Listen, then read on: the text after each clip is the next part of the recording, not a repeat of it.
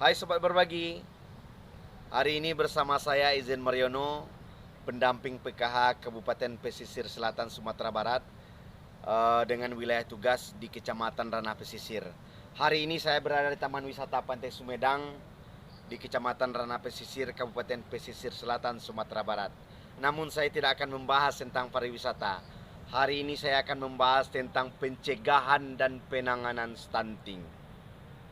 Lebih spesifik, saya akan membahas tentang modul 5, yaitu tentang pencegahan dan penanganan stunting melalui pemberian stimulasi pada anak. Usia 2-6 tahun merupakan akhir periode emas untuk pertumbuhan dan perkembangan anak. Maka pada sesi ini kita diharapkan untuk mampu mengidentifikasi aktivitas anak usia 2-6 tahun selama 24 jam. Kemudian kita juga diharapkan untuk mampu memahami cara memberikan stimulasi pada anak usia 2-6 tahun ini.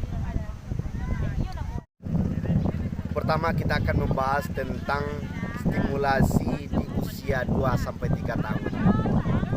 Yang pertama, stimulasi yang dapat kita berikan terhadap anak dengan membacakan cerita, tanya jawab. Ketika akan tidur dibacakan dongeng kah, cerita-cerita yang mendidik kah, dan berbagai macam cerita-cerita yang bermanfaat yang dapat kita bacakan untuk anak. Kemudian meminta anak untuk menceritakan pengalamannya, bagaimana bermain hari tadi, bagaimana kegiatan hari tadi, dan segala macamnya yang dilakukan oleh anak. Kita ajak anak untuk bercerita. Kemudian bernyanyi bersama anak, sambil tepuk tangan, mereka gembira melakukannya. Kemudian makan dengan sendok ataupun dengan garpu, mengelompokkan benda sejenis, ini warna itu, ini warna ini bentuknya peta, ini bentuknya bulat, atau dengan berbagai media yang dapat kita manfaatkan. Dengan menghitung sederhana ataupun sambil bernyanyi untuk berhitung, itu bisa kita lakukan dengan anak. Itu yang pertama, stimulasi terhadap anak yang usia 2-3 tahun. Sobat Berbagi, yang kedua, stimulasi yang diberikan terhadap anak usia 3-4 tahun. Apa stimulasinya? Yang pertama, meminta anak untuk menceritakan pengalamannya. Mungkin ceritanya bisa lebih panjang ketimbang anak yang bercerita 2-3 tahun.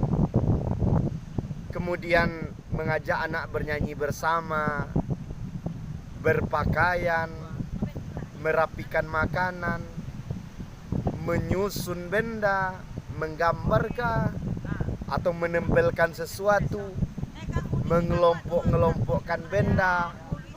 Ini bulat, juga sama seperti tadi. Ini warnanya ini gambar itu, ini bentuk bendanya ini. Kemudian dengan mencocokkan gambar ataupun benda-benda yang kita ceritakan tadi, melempar bola kah, menangkap bola kah, mengajak anak untuk berlari, ataupun melompat dengan jarak tertentu yang tidak membahayakan anak. Dan kita juga mengajarkan konsep berbagi dengan teman ataupun dengan keluarga yang lain, dan mengajarkan kemandirian saat anak bermain bersama temannya. Sobat Berbagi, masih banyak lagi contoh stimulasi yang dapat kita berikan terhadap anak. Kemudian kita masuk terhadap kegiatan stimulasi untuk anak di usia 4-5 tahun. Yang pertama, kita dapat melatih anak untuk dapat mengikuti aturan permainan. Contohnya, kita susun aturan permainan tertentu A, B, C atau 1, 2, 3, dan anak kita tuntut untuk dapat mengikuti aturan-aturan permainan tersebut. Kemudian yang kedua, kita dapat mengenalkan nama-nama hari dan angka secara berurutan. Kemudian kita juga mengajak anak untuk menggosok gigi. Pastinya kita contohkan dan anak menirukan. Kemudian melatih anak memakai pakaian secara mandiri. Dan juga kita dapat menguatkan kepercayaan diri anak. Sobat berbagi, yang terakhir kita bahas tentang stimulasi terhadap anak yang berusia 5-6 tahun. Seperti apakah stimulasi yang dapat kita berikan terhadap anak yang berusia 5-6 tahun? Yang pertama, kita dapat mengajarkan anak cara mencuci tangan dengan baik. Apakah dengan sabun, dengan air yang mengalir, air yang bersih. Kemudian kita mengajar anak untuk cebok sendiri, berpakaian sendiri, merapikan makanan. Ketika akan makan bersama, kita ajak anak untuk melakukan bersama-sama dengan orang tua. Kemudian anak juga bisa berlatih sendiri ataupun kita latih dengan melakukan guntingan, menggunting, menempel, menjahit, kemudian menyusun balok, memasang puzzle, menggambar, mewarnai, menulis namanya sendiri, banyak kegiatan-kegiatan lainnya.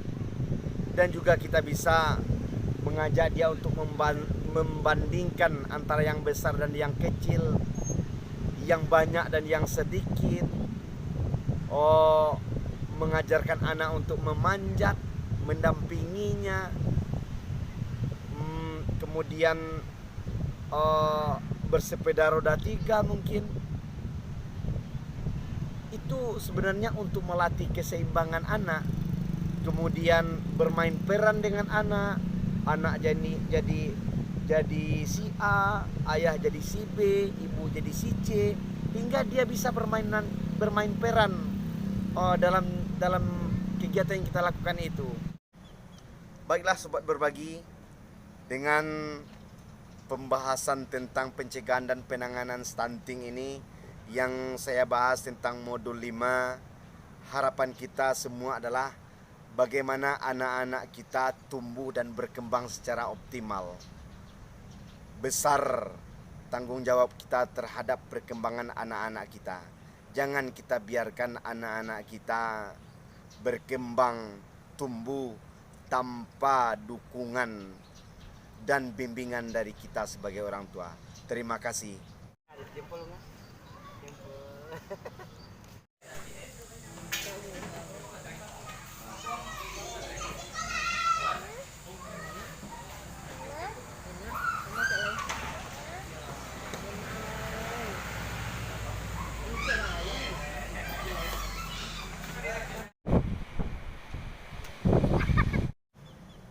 Baiklah sobat berbagi, dengan pembahasan tentang pencegahan dan penanganan stunting ini yang saya bahas tentang modul 5, harapan kita semua adalah bagaimana anak-anak kita tumbuh dan berkembang secara optimal.